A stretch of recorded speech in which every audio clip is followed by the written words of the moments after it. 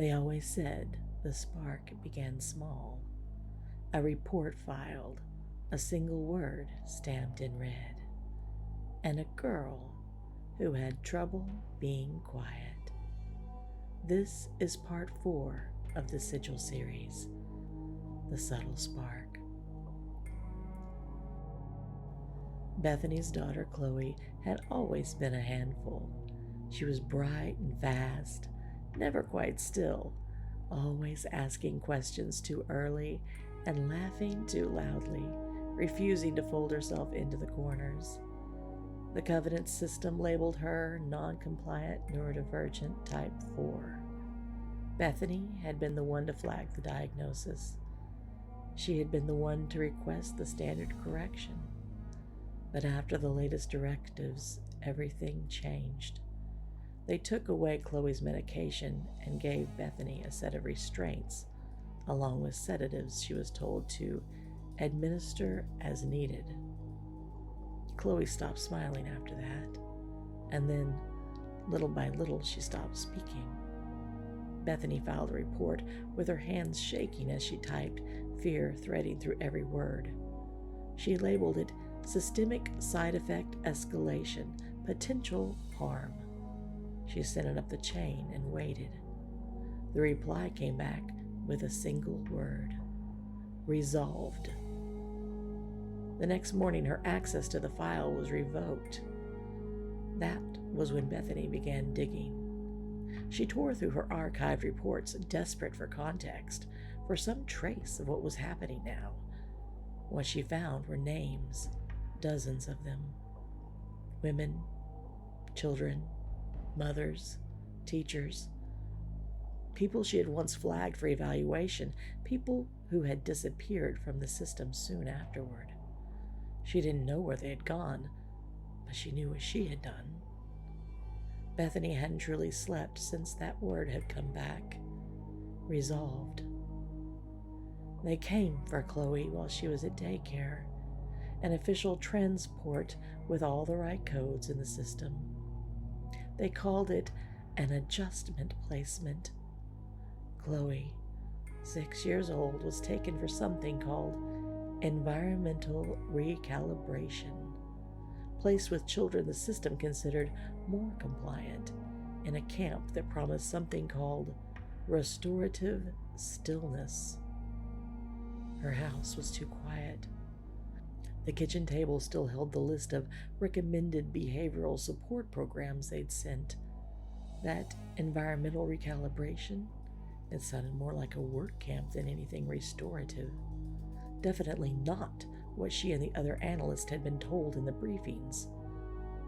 The smell of crayon still clung to the floor where Chloe had dropped hers. A single pink sock sat curled beneath the chair like it was waiting for someone to come back. Bethany had filed the report herself to do her duty, but she hadn't known what it would cost. Now she did. Now she had to live with it. She had to get out of this house with all its sweet-smelling ghosts. She walked along the sidewalk, arms heavy at her sides, her face unreadable. Her daughter was gone. She was staring at the rosemary bush, not really seeing it, just standing there like breathing too hard might shatter her. The air smelled of dust and lavender, and somewhere behind the fence, a voice stirred. "Hard, ain't it?" it said. "Losing a child." Miss Myrtle.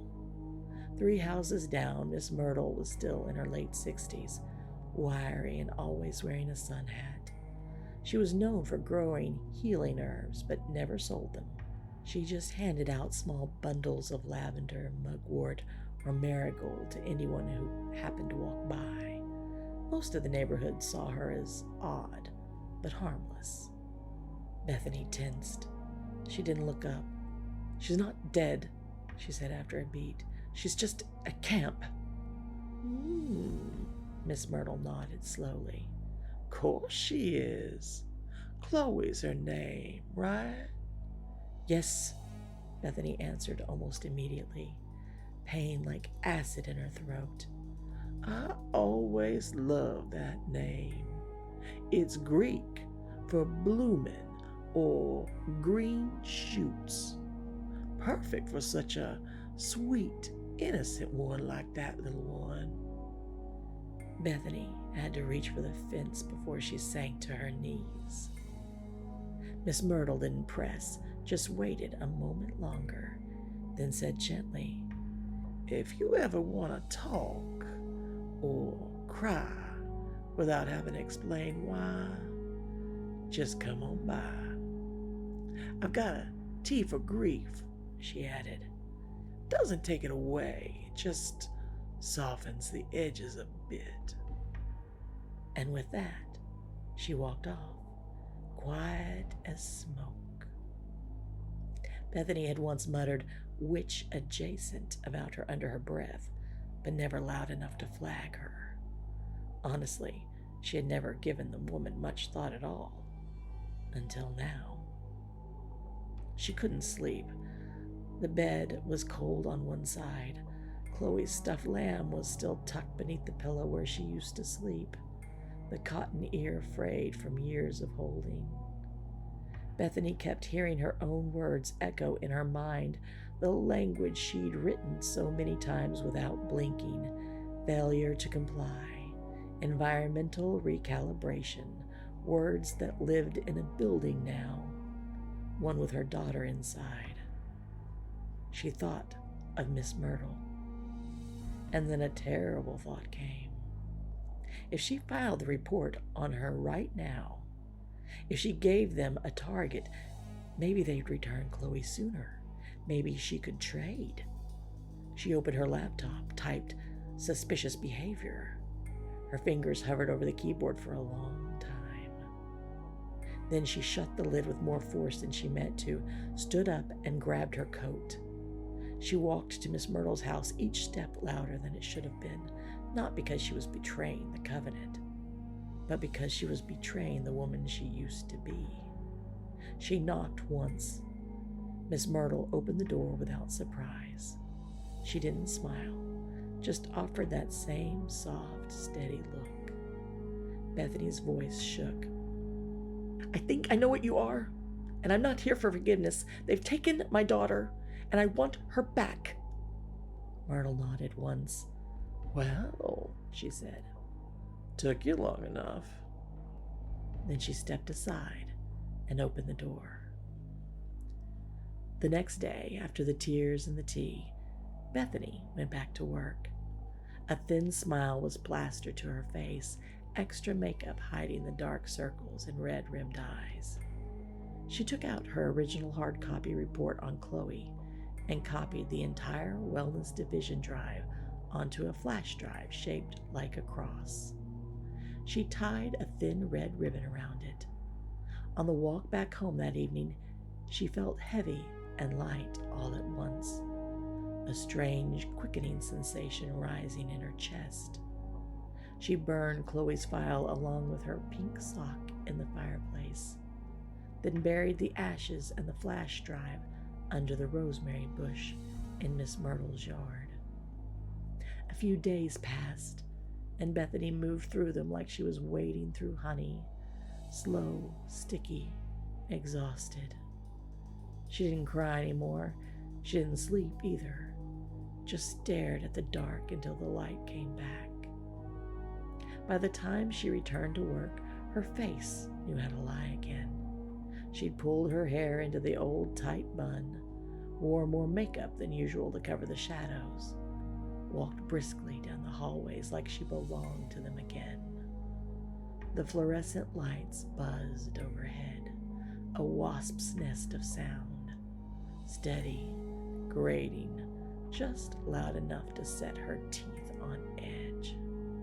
She tried not to flinch, tried not to think about rosemary or socks or how silence in the house had started to sound like punishment. Inside, she was unraveling, quietly, thread by thread. She exited the compliance review room holding a student evaluation in a plain folder. Another case, another day. She rounded the corner and nearly collided with a younger admin. Aaron, fairly new, smile like a bird cage, too bright, too brittle. The folders flew, papers scattered like feathers, sliding under desks and along tiles. "Fudge sickle! Sorry!" Aaron gasped, already bending down to help. Bethany crouched too, her hand brushed against a familiar type of form, a behavioral profile. It looked ordinary: overstimulation index, non-normative compliance traits, domestic recalibration recommended. Then she saw the handwriting in the margin, faint in pencil, almost slanted like someone had written it without looking. 3 turns, comfrey for bruises. They remember. Bethany went still. The hum of the light seemed to grow louder. When she looked up, Aaron was already watching her. That smile hadn't budged, but it wasn't empty. It held something behind it. Bethany's throat tightened. Aaron extended the folder back to her. "Thanks," Aaron said like nothing had happened. "You've got good reflexes." Bethany didn't answer. She took the file, stood, and walked away. Every heel click back to her desk sounded like a scream in her gut. Bethany knew what a trap looked like. This was how they tested loyalty: a coded phrase, a passing glance, a hesitation, and if you nodded back, they tightened the noose. Maybe the girl was one of them, or maybe she was bait. Back at her desk, Bethany pulled up the file again. The phrase was gone. No digital trace, just pencil, easy to erase, impossible to log. That was clever. Too clever. Bethany didn't sleep that night. She couldn't. Every shadow in the office felt like a set of eyes. Every silence carried weight.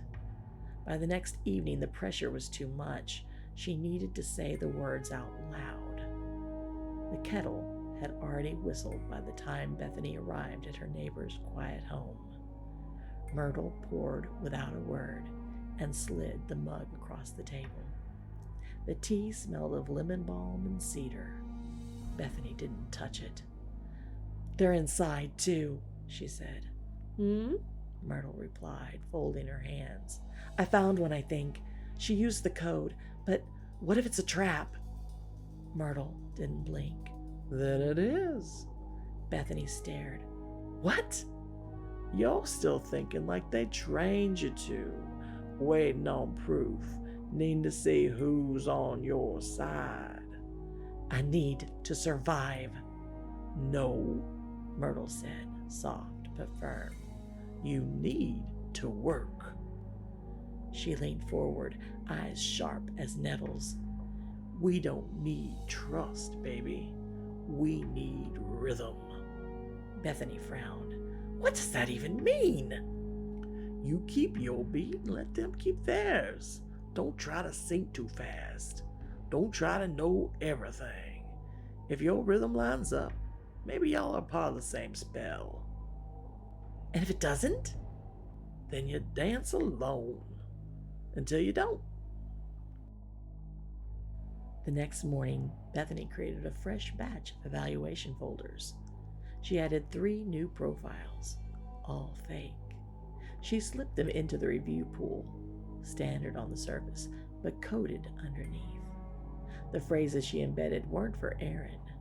They were bait. If Aaron passed them on, if she added to them, if the rhythm matched, then Bethany would know.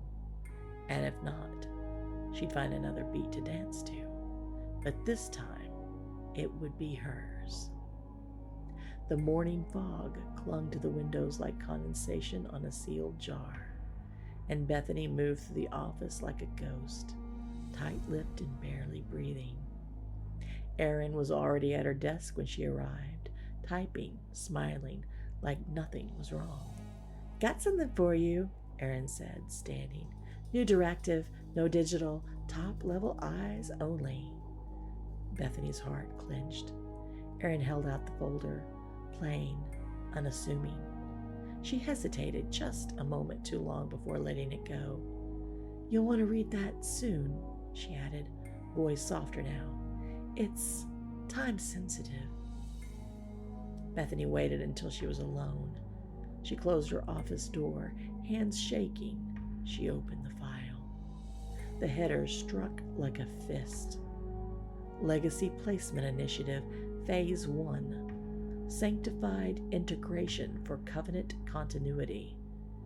She scanned the first paragraph, then the second. By the third, her spine straightened like a rod of iron. Beginning in Q3, select residents from recalibration camps assessed at the onset of maturity will be processed for covenant pairing protocols. These placements will be permanent, protected under Sanctified Transfer Order 72-B. Bonding shall commence immediately without appeal or delay once readiness is confirmed under covenant authority. Participants will be granted behavioral elevation status. Their families will receive Tier 1 credits, medical access, and early retirement options. That word, immediately. It landed like a scalpel, precise, cold, meant to cut. No waiting, no consent, just bureaucracy, sharpened into ritual. Bethany felt her stomach lurch. She pressed her hand to her mouth. Chloe was taken at 6. They had said she was non-compliant, but now this is where it led? At the bottom of the last page, faint pencil scratches curled in the margin. The fire you feed will eat you next. She stared at the line too long, then closed the folder like sealing something unholy inside. That single word wouldn't leave her. Immediately. It lodged in her throat like a thorn. There would be no waiting, no 8th birthday to dread, no milestone where safety might return. They weren't protecting the girls. They were preparing them. Chloe was just 6, practically a baby still. Bethany didn't know how much time she had left, but she knew one thing. She wouldn't wait another day. She didn't cry. She didn't scream. She just sat there, composed and still. That night, she moved like someone holding fire in their chest. She sat at the dining room table, in the dark, lit only by a single candle, flickering in an old jar Chloe had painted with glitter and stars. The folder lay unopened in front of her. She didn't need to read it again. The words were etched behind her eyes. Ages 8 and above, bonding proceeds immediately. She reached for a blank compliance form, held the pen steady. Her handwriting was perfect, clinical, familiar, unimpeachable. It would pass through every checkpoint like truth, but underneath, it would burn. She crafted the Reassessment Recommendation, Case 0-14-AC, flagged for exceptional compliance deviation. Subject, Youth Reassignment Protocol, Phase 1. She mimicked their language, matched their structure, mirrored their tone. The document looked official, familiar, harmless, but buried in the lines, disguised within ordinary phrasing, she planted the seeds. Recommendations should be reviewed counterclockwise across district zones. Reports suggest extreme behavioral softness with risk of wilting under pressure. Soil instability noted in foundational conditions suggest digging deeper before final placement. At the bottom, a final sentence. It read like nothing at all unless you were listening. Some roots grow shallow, some grow sideways, but all seek the light. Bethany sealed the document inside a plain envelope and walked it to the wrong department on purpose. A place where names were barely scanned, where paperwork flowed like water and questions were rare. She let it go. Let it drift into the system like a leaf caught in a current. If it reached the right hands, it would be understood. If not, it would vanish like smoke. Either way, it was a beginning. The next morning, she logged into her terminal. The file was gone. No copy, no trail, scrubbed clean as if it had never existed. She didn't panic. The spell net didn't leave footprints. It covered them. Later that night, Bethany walked to Myrtle's house. She didn't knock or speak. She stood in the garden, letting the scent of lavender and memory settle over her like a shawl. She knelt beside the rosemary bush. It was the same place she had buried the ashes of Chloe's sock, along with the part of herself that still believed in the system. Now, tucked carefully into the roots, she found a small bundle, folded once and tied with a red ribbon. It was the other sock, pink, faded in one corner, stained with something that might have been dirt or crayon or blood. Beside it was a note written in that same looping hand. You were heard. One has already been pulled from the list. Keep planting. Bethany pressed the sock to her chest and closed her eyes. She didn't need to know who sent it. She didn't need to know how they found Chloe. It was enough to know she wasn't alone, and that somewhere Chloe was still within reach. The file hadn't just disappeared. It had moved. Someone inside the Covenant's data division had seen it. Someone quiet, precise, wounded by the truth. He went by Dennis now. He had been waiting for something just like this. The message came to him, hidden inside a school health bulletin. File 109-A relocated. Correction protocol delayed. If retrieved by Thursday, subject may still be compliant. Below that, in fading blue ink, a final line. 2 locks, green hallway, ask for Ava. Bethany used her old badge, rethreaded by Spellnet, and hoped the code would hold just long enough. Dennis was waiting at the rear entrance. He didn't speak, just handed her a clipboard and a key, his face steady, but his knuckles white. Inside, the calm room hummed too bright and too quiet.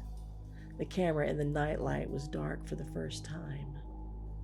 Chloe sat on a cot, legs tucked beneath her, her head lolling slightly like the world was too heavy. The Covenant had kept her compliant with their calm doses, but she was still there beneath the haze. The moment she saw her mother, her hand reached out, slow, uncertain, but hers. Bethany took it. They didn't run, they walked. Dennis fell in step behind them, the clipboard raised like a shield. Final assessment review, he said, voice clipped, practiced. District override, move along. And for one impossible moment, the Covenant obeyed. Bethany held Chloe's hand, small and trembling, as if she could anchor her daughter to this borrowed silence. She wanted to keep walking and never stop, but she already knew what Myrtle had told her before.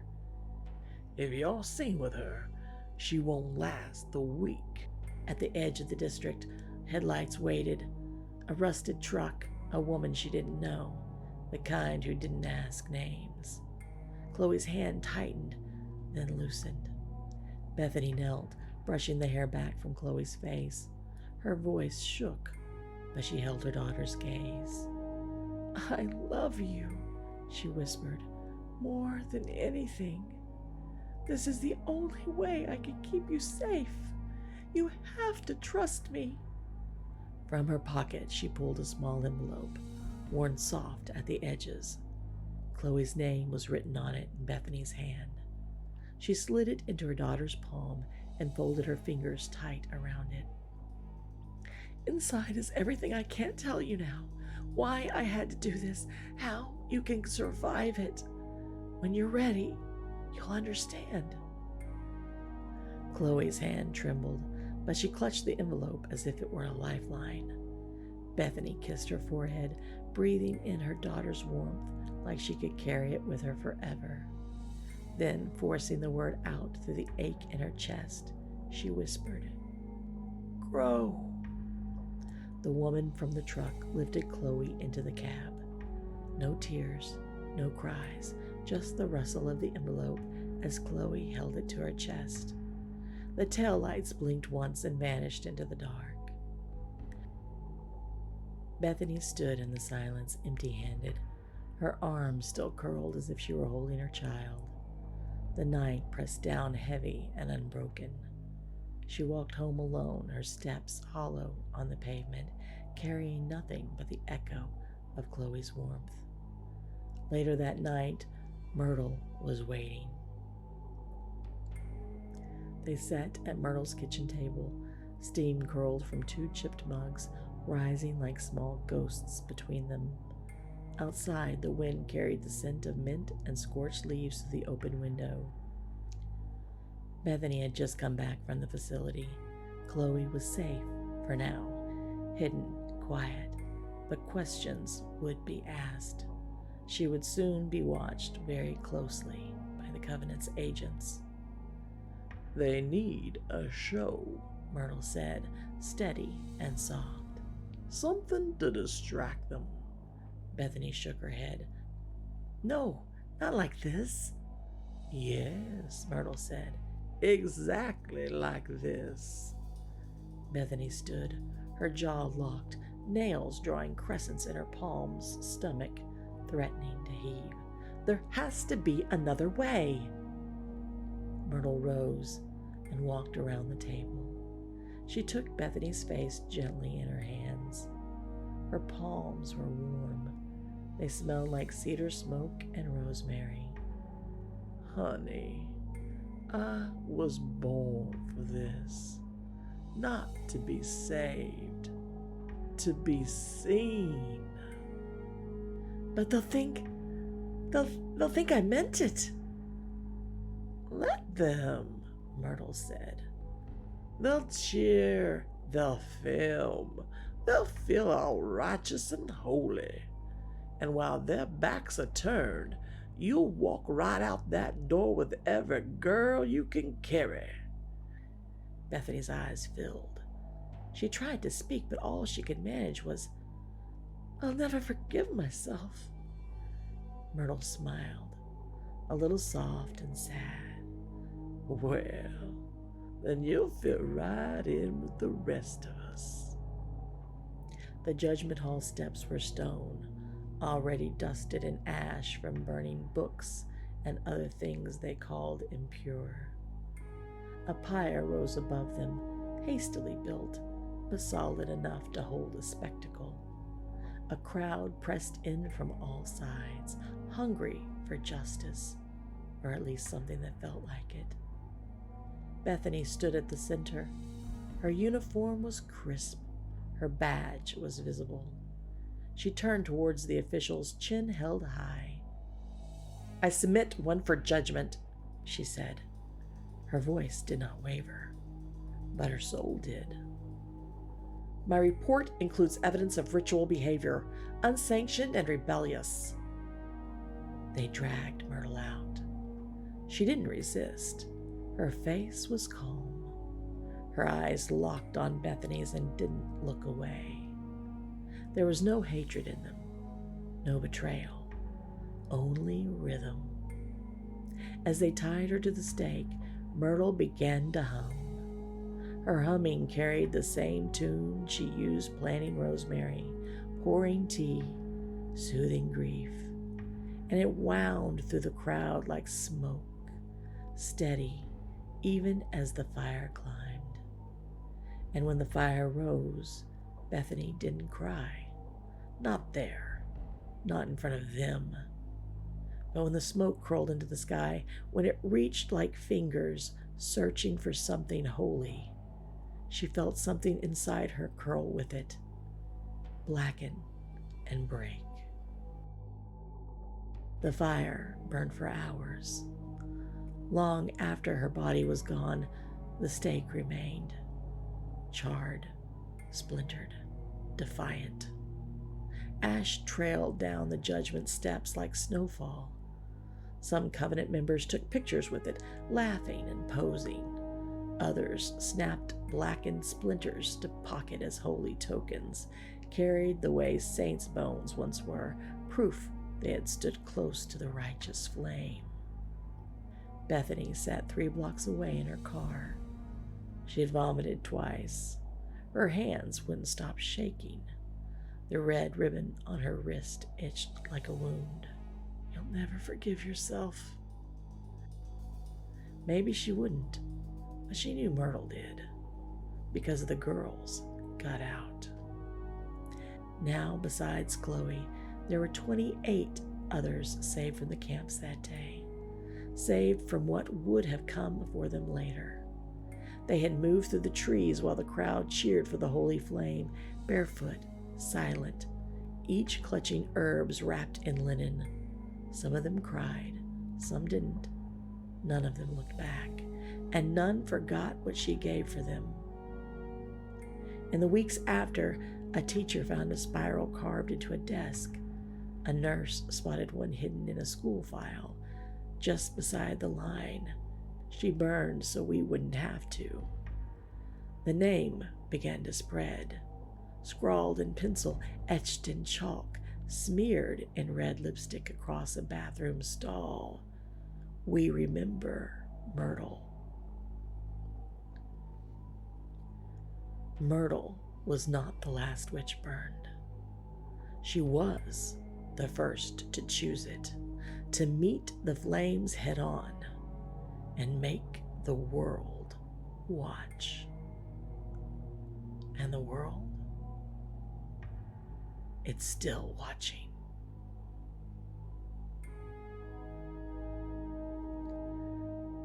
We remember Myrtle Walker not as ash, but as a spark, and sparks spread. I know there are other names burning in your heart, just like ours. If you're still listening, so are we. Follow us for the next fire. Next Monday, the Sigil series concludes with To Burn and Bloom. Sweet dreams if you can find them. I'll see you here next time on Dead Time Stories HQ.